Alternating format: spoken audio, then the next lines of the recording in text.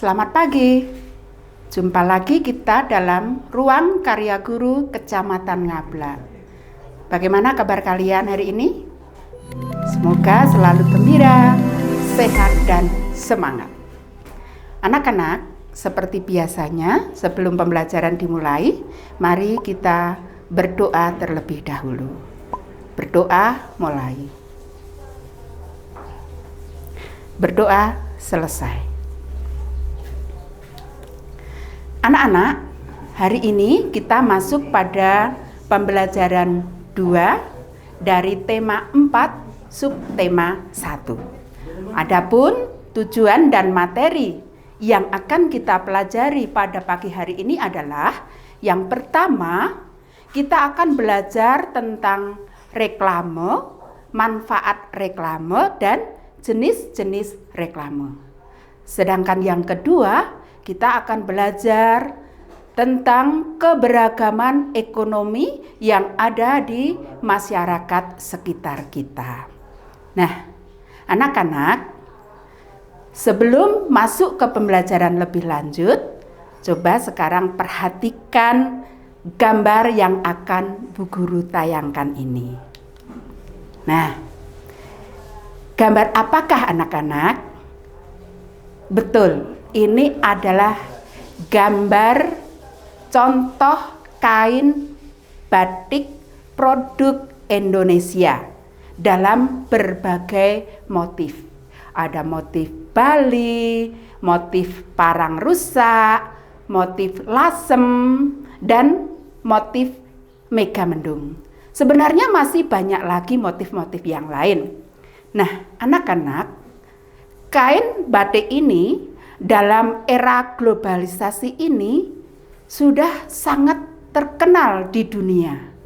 Bahkan pada tanggal 2 Oktober tahun 2009 yang lalu, UNESCO yaitu Badan PBB yang bergerak di bidang pendidikan, keilmuan, dan kebudayaan memberikan pengakuan dan pengesahan batik Indonesia sebagai warisan budaya dunia. Hal ini dikarenakan batik sangat diminati oleh semua kalangan, mulai dari anak-anak, remaja, dan dewasa. Dan selain masyarakat Indonesia, batik juga sangat diminati oleh masyarakat mancanegara. Anak-anak, kain batik ini tadi Bu Guru peroleh dari salah satu temanmu yang bernama Hani. Ayah Hani adalah seorang pengrajin batik yang sukses. Namun, dulu pada awalnya usaha kain batik Ayah Hani ini masih tergolong kecil. Namun Ayah Hani selalu berusaha untuk mengembangkan usahanya. Dan saat ini kain batik milik Ayah Hani ini sudah terkenal dan terjual bahkan sampai ke luar negeri. Nah, bagaimanakah caranya Ayah Hani memperkenalkan batiknya ini sampai ke luar negeri? Siapa yang tahu? Coba sekarang perhatikan lagi contoh gambar yang akan Bu Guru tayangkan ya. Nah, anak-anak, Ayah Hani menggunakan reklame untuk mempromosikan kain batiknya. Ini adalah contoh reklame milik Ayah Hani. Dari gambar reklame ini kita mendapatkan informasi yang pertama. Perusahaan Ayah Hani namanya Nusantara Batik. Yang kedua, Nusantara Batik menghasilkan produk seperti sepatu, baju, dan kain. Bisa kalian lihat dari gambar yang ada di reklame. Yang ketiga, Nusantara Batik menyediakan berbagai corak dan warna yang menarik khas Indonesia. Tidak lupa juga di dalam reklame di sana dituliskan kontak yang dapat dihubungi. Misalnya seperti nomor handphone, alamat email, dan alamat rumah. Bagaimana anak-anak? Cantik kan reklamenya? Sekarang menurut kalian, apakah itu yang dimaksud dengan reklame? Yang kedua, apa tujuan dari reklame? Yang ketiga, jenis-jenis reklame itu apa saja? Dan yang keempat, bagaimana ciri-ciri reklame yang baik? Mari kita bahas satu persatu. Apa yang dimaksud dengan reklame? Reklame adalah media yang digunakan untuk memberitahukan kepada masyarakat umum tentang suatu barang atau produk dengan kata-kata dan gambar yang menarik. Bisa kalian lihat contohnya. Lalu apa yang menjadi tujuan dari reklame? Reklame digunakan untuk menginformasikan, mengajak, mengajarkan, dan menawarkan produk, baik barang maupun jasa kepada orang lain. Menurut sifatnya, reklame itu juga dibedakan menjadi dua. Yang pertama yaitu reklame yang bersifat komersial. Yang kedua yaitu reklame yang bersifat non-komersial. Reklame komersial biasanya digunakan oleh pedagang untuk mempromosikan atau menawarkan barang ataupun jasa. Sedangkan reklame non-komersial biasanya digunakan untuk memberikan penjelasan atau himbauan atau ajakan kepada masyarakat untuk melakukan suatu hal. Anak-anak bisa lihat contoh yang Bu Guru sertakan. Kalian bisa membedakan dari gambar yang ada mana yang reklame komersial dan mana yang reklame non-komersial. Kemudian apa saja yang termasuk jenis-jenis reklame? Jenis yang pertama adalah poster. Poster itu merupakan bentuk media visual yang berbentuk gambar atau tulisan berukuran besar yang dapat dilihat dengan mata. Reklame yang kedua yaitu logo. Logo merupakan reklame berbentuk gambar yang difungsikan sebagai simbol atau lambang produk atau barang. Jenis reklame yang ketiga yaitu plakat. Plakat bentuknya hampir mirip dengan poster, tapi ukurannya lebih kecil dan biasanya ditempel pada tembok atau pohon-pohon yang ada di tepi jalan. Yang keempat, spanduk. Spanduk merupakan reklame yang medianya menggunakan kain memanjang, direntangkan melintang atau membujur pada jalan raya. Nah, kalian bisa melihat contohnya. 5. Selebaran.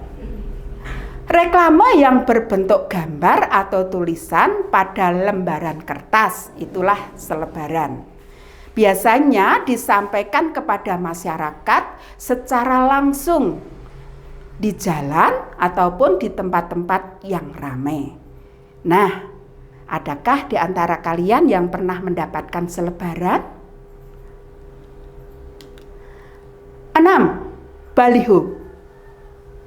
Baliho adalah reklame yang berbentuk gambar atau foto dan dibuat menggunakan papan yang besar dan biasanya diletakkan di tempat yang strategis. Kalian juga bisa melihat contoh yang Bu Guru tayangkan. 7. Buklet. Buklet yaitu reklame yang dibuat menyerupai buku dengan jumlah halaman lebih dari 2 halaman. 8. Embalase, yaitu reklame yang terdapat pada kemasan benda atau produk yang diperdagangkan. Dan yang nomor 9 yaitu etalase, yaitu reklame yang dipasang di depan toko dan biasanya diletakkan di dalam ruang kaca atau lemari kaca. Dari gambar yang Bu Guru sertakan, kalian bisa membedakan mana yang embalase dan mana yang etalase. Lalu kita akan membahas lagi tentang bagaimanakah ciri-ciri reklame yang baik. Ciri-ciri reklame yang baik, yang pertama, jenis huruf dan teksnya besar, supaya mudah dibaca atau dilihat meskipun jaraknya jauh. Ciri yang kedua, menyertakan gambar yang menarik. Selain menarik, gambar yang disertakan harus berukuran besar. Lebih baik menyertakan 1 gambar berukuran besar daripada 10 gambar namun kecil-kecil. Ciri yang ketiga, warna dibuat kontras. Yang keempat, tata letak sederhana. Hal ini untuk memudahkan pembaca mengingat pesan yang disampaikan. Dan ciri yang kelima, memilih kata yang ringkas dan padat. Nah, sekarang anak-anak ambil buku tugas kalian. Tugas yang pertama dari Bu Guru, perhatikan tayangan yang Bu Guru tampilkan ini. Kemudian jawablah pertanyaan yang ada di sampingnya. Pertanyaan yang pertama, apa nama jenis reklame pada gambar di samping? Yang kedua, apa tujuan pembuatan reklame tersebut? Dan yang ketiga, apa informasi yang dapat kamu peroleh dari gambar reklame tersebut? Nah, anak-anak, kita sudah membahas tentang reklame.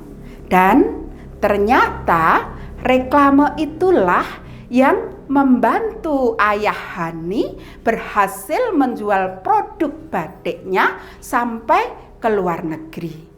Sehingga bisa dikatakan keluarga Hani adalah keluarga yang berada dari segi ekonomi.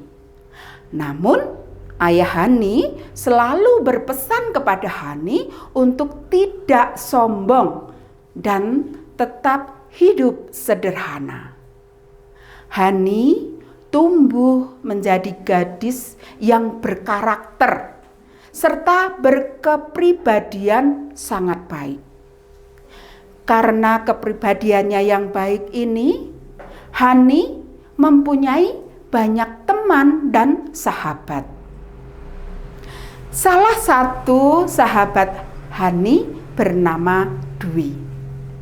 Mereka kenal dan berteman sejak mereka masih kecil, sebelum mereka sekolah, dan tak terpisahkan sampai kini. Mereka duduk di kelas 6 di sekolah yang sama. Hani mengenal Dwi ketika Dwi sering ikut ibunya menjajakan kue kepada para pekerja di pendopo batik milik orang tua Hani. Meski berbeda latar belakang, persahabatan mereka bertahan lama.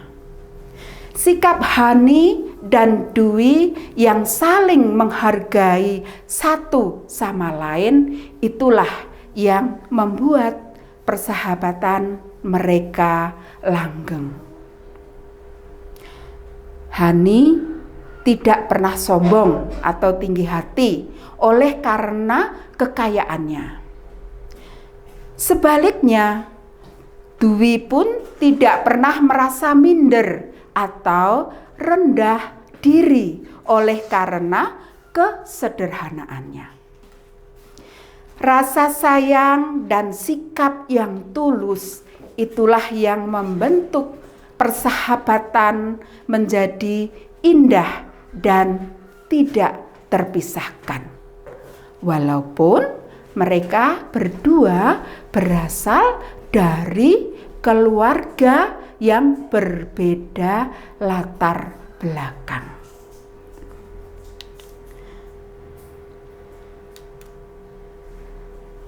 Bagaimana dengan kalian?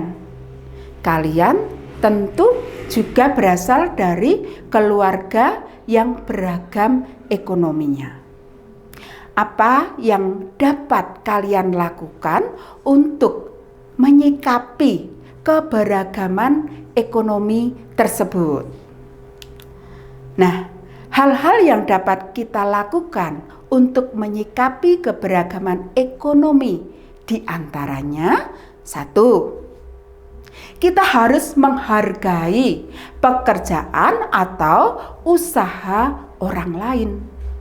Yang kedua, kita tidak boleh menghina orang karena pekerjaannya. 3, kita juga tidak boleh mengganggu usaha orang lain. Yang keempat, kita juga tidak boleh merasa iri terhadap keberhasilan orang lain. Dan yang kelima, lakukanlah persaingan yang sehat dalam berusaha.